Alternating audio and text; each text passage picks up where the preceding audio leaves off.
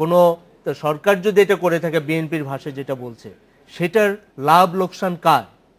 আর যদি বিএনপি এটা করে থাকে লাভ লোকসান কার? আমরা জনগণ, এই দেশে যারা খেটে খাওয়া মানুষ, এই মানুষগুলো, এই দুঃখী মানুষগুলোকে আরো আমরা দুঃখের মধ্যে ফেলছি, তাদের শান্তি নষ্ট করে দিচ্ছি, আমাদের মনের শান্তি নষ্ট করে দিচ্ছি, অর্থনীতিকে ধ্বংস করে দিচ্ছি। এই খেলা খেলে কার কি লাভ হচ্ছে আমি জানি না, এবং দায়টা তো নিতে হবে। আওয়ামী লীগ, তার যে সরকার, তার যে গত 1 বছরের কর্মকাণ্ড, এক ধরনের স্ট্যাবিলিটি ছিল, সেই জায়গা থেকে হঠাৎ করে একটা জায়গায় চলে আসলো। আওয়ামী লীগ বলার চেষ্টা করছে যে বিএনপি বা খালেদা জিয়া, বেগম খালেদা জিয়া, উনি অনেকগুলো জনসভা করেছেন, বড় বড় জনসভা করেছেন, কোথাও কোনো বাধা দেওয়া হয়নি। 5ই জানুয়ারিতে কি হলো যে তাকে বাধা দেওয়া হলো, এবং সেই জায়গা থেকে কি কারণে এই ধরনের একটা সহিংস রূপ নিয়ে মাঠে নামতে হলো, এই জায়গা থেকে দায় কাকে কে নিবে না নেবে এই দেশের মানুষ সেটা বুঝতে পারছে। এবং এই যুদ্ধাবস্থা সৃষ্টি করে এই ফায়দা লুটে জনগণের কথা বলে, গণতন্ত্রের কথা বলে আমার মনে হয় না যে খুব একটা লাভবান আলটিমেটলি হওয়া যাবে।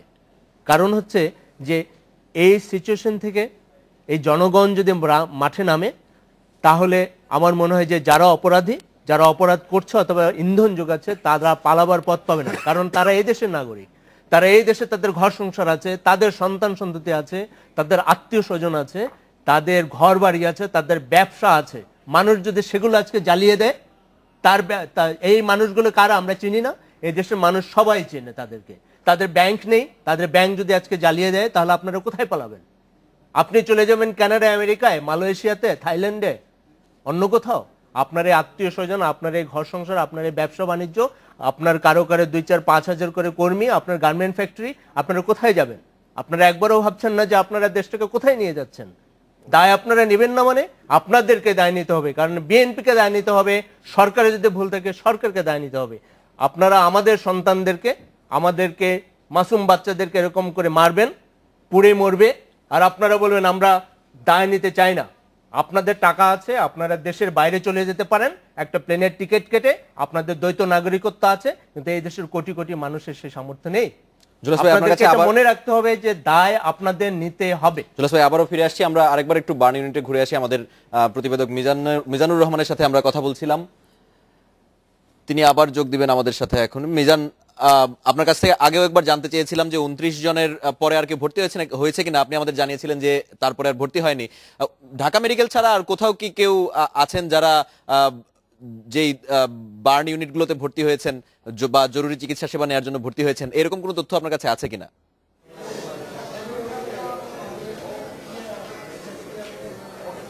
আমার কাছে একটি তথ্য আছে এরকম যে ঘটনাস্থল থেকে যখন আহতদের এই ঢাকা মেডিকেলের বার্ন ইউনিটে নিয়ে আসা হয়, তখন বিচ্ছিন্নভাবে যাত্রাবাড়ির কিছু হাসপাতালে তাদেরকে নেওয়া হয়েছিল এবং প্রাথমিক চিকিৎসা দিয়ে সেখান থেকে তারা চলে গেছে। তাদের অবস্থা অতটা গুরুতর ছিল না, এবং যাদের অবস্থায় গুরুতর এই 29 জনই আসলে এখানে এসেছেন এবং তারা চিকিৎসা সেবা নিচ্ছেন। এদের মধ্যে 9 জনের অবস্থা খুবই শঙ্কাজনক। ডাক্তাররা আমাদেরকে জানিয়েছেন যে তাদের শ্বাসনালীতে তাপ থাকার কারণে বা তাপ লেগে যাওয়ার কারণে তারা শঙ্কামুক্ত নন। তাদেরকে আধুনিক চিকিৎসার জন্য তারা আরও পদক্ষেপ নেবেন এবং সেগুলো খুব নিবিড়ভাবে পর্যবেক্ষণ করছেন। আরেকটি বিষয় আপনাকে জানিয়ে রাখি যে এই 29 জনের মধ্যে 3 জন হচ্ছে নারী, এবং এই নারীরা ওই গাড়িতে ছিলেন এবং গাড়িতে থাকা অবস্থায় তারা উড়ে গেছেন এবং তাদেরকে আমরা এখানে চিকিৎসা নিতে দেখেছি।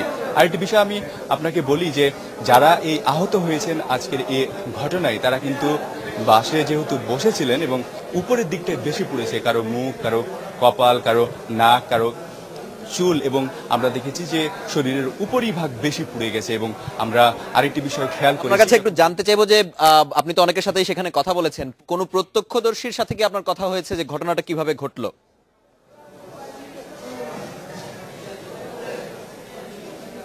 জি, একজন প্রত্যক্ষদর্শীর সাথে আমাদের এখানে যারা সংবাদ মাধ্যমের কর্মীরা আছি তারা তার সাথে কথা বলেছেন। তিনি মূলত ওই গাড়িতেই ছিলেন এবং তিনিও গুলিস্তান থেকে নরসিংদী যাচ্ছিলেন, এবং তিনি মূলত জানিয়েছেন একটি বিষয় যে তিনি পেছনের সিটে বসেছিলেন এবং প্রথম যে বোমাটি ফাটানো হয়, পেট্রোল বোমাটি, সেটির কিছুক্ষণ পরেই আরেকটি পেট্রোল বোমা ফাটানো হয় এবং পেট্রোল বোমা দুটি ফাটানোর পরে সেখানের বাসের মধ্যে অবস্থা খুবই চিৎকার চেঁচামেচি শুরু হয়, মানুষজন যে যার মতো ফটো গেট দিয়ে এবং গ্লাস ভেঙে বের হওয়ার চেষ্টা করে এবং তিনি পেছনের দিকে বসে থাকায় তার গ্লাসটি ফাঁকা ছিল এবং তিনি অক্ষত অবস্থায় বেরোতে পেরেছেন এবং তিনি একটি বিষয় আশ্বস্ত করছেন যে কে বা কারা মেরেছে এটি দেখা যায়নি, তবে 2টি পেট্রোল বোমাতে আসলে গাড়িটি পুড়েছে এবং এই জন্যই এর ভয়াবহতা বেশি।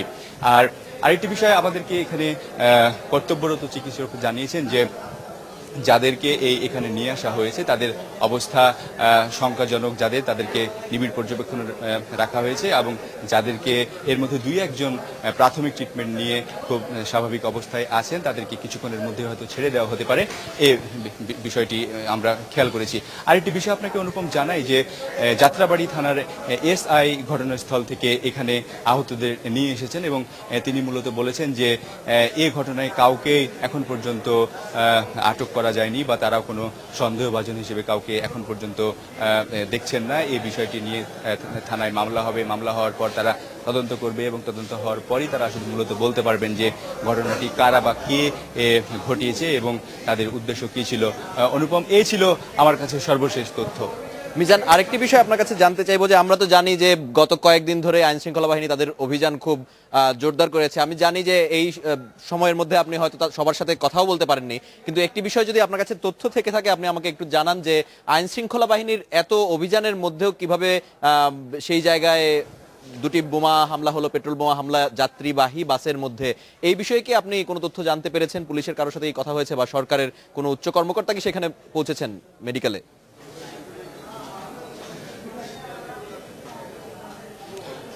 অনুপম, এখানে যাত্রাবাড়ি থানার বেশ কয়েকজন আইন শৃঙ্খলা রক্ষাকারী বাহিনীর সদস্য রয়েছেন, তাদের মধ্যে এসআই ইকবাল হোসেন খান নামে এক এসআইয়ের সাথে আমার কথা হয়েছে। তো আমরা এই বিষয়টি জানতে চেয়েছিলাম যে আসলে এই বিষয়টি কিভাবে ঘটলো।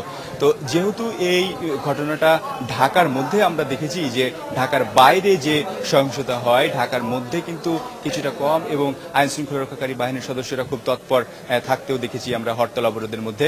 তো যেহেতু এই গাড়িটি নরসিংদীর উদ্দেশ্যে যাচ্ছিল গুলিস্তান থেকে ছেড়ে, সেই ক্ষেত্রে এই গাড়িটার লক্ষ্যটা এবং এই গাড়িটার ছেড়ে যাওয়াটা কিছুটা হলেও আলাদা ছিল বলে আইন শৃঙ্খলা রক্ষাকারী বাহিনীর সদস্যরা আমাদের বলছেন যে সেই গাড়িটি ফুল মানে ভর্তি করে যাত্রী ভর্তি করে এখান থেকে যাচ্ছিলেন এবং তারা যাত্রাবাড়ির ওই জায়গাটা কিছুটা হলেও ফাঁকা ছিল, সেই দিক থেকে হয়তো দুর্বৃত্তরা একটি সুযোগ নিতে পারে এবং এই সুযোগটি নিয়েছি বলেই তারা মনে করছে। অনুপম, মিজান, যারা সেইখানে ঘটনা ঘটিয়েছেন তাদেরকে ধরার জন্য কোনো বিশেষ অভিযান পরিচালনা বা এই ধরনের কোনো কিছু কি পুলিশের পক্ষ থেকে আপনাদের বলা হয়েছে?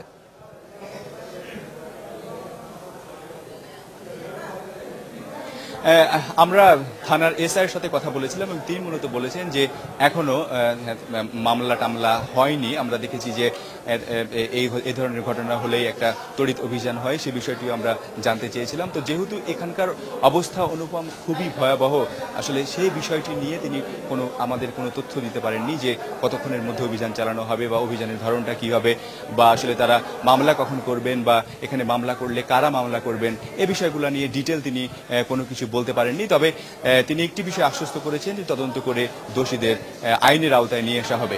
অনুপম, এখন পর্যন্ত কি সরকারের উচ্চ পর্যায়ের কোনো কর্মকর্তা সেখানে পৌঁছেছেন বা পৌঁছে থাকলে তারা কি বলছেন?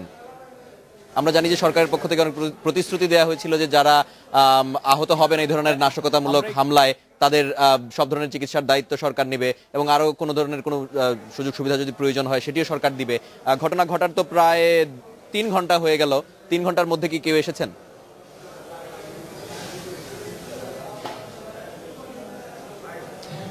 কোনো মন্ত্রী বা আইন শৃঙ্খলা রক্ষাকারী বাহিনীর ঊর্ধ্বতন কর্মকর্তারা এখন পর্যন্ত এখানে আসেনি। তবে যাত্রাবাড়ি এলাকার যাত্রাবাড়ি, পুরান ঢাকা বা এই আশপাশের যে জায়গাগুলো আছে এইটা মূলত এই দেখভাল করেন হাজি সেলিম, এখানকার স্থানীয় সংসদ সদস্য। তিনি প্রথম এই ঘটনা ঘটার পর তিনি জানতে পেরে এখানে এসেছিলেন এবং আমরা দেখেছি সংবাদ মাধ্যমের যারা কর্মীরা আছি যে তিনি এখানকার জরুরি অবস্থা যারা চিকিৎসা সেবা নিচ্ছিল তাদের সাথে খোঁজ খবর নিয়েছেন, তারা ঘুরে দেখেছেন এবং ডাক্তারদের সাথে কথা বলতে দেখেছি।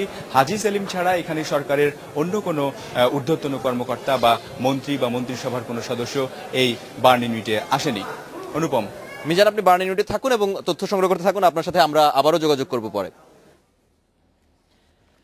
যাচ্ছে একটি বিরতিতে, সাথেই থাকুন, কিছুক্ষণ পরেই ফিরছি।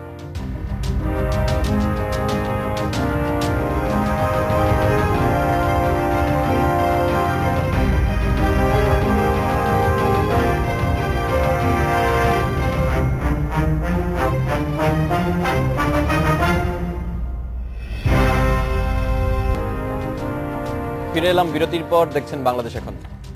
মাসুদ ভাই, আপনার কাছে চলে যাব। জুলহাস ভাই, এর আগে যখন আমরা আলোচনা করছিলাম তখন বলছিলেন যে এই দায় আসলে দুই দলের কোনো দলই এড়াতে পারবে না, এবং আপনার কাছে আসলে একই জিনিস জানতে চাই যে এই দায় কি আসলে রাজনীতিবিদ যারা আছেন, এই দুই দলের বাইরেও যারা রাজনীতিবিদ আছেন, যারা রাজনীতি করেন এবং জনগণের পক্ষে কাজ করেন বলে দাবি করেন, তাদের কেউ কি এই দায় এড়াতে পারবেন?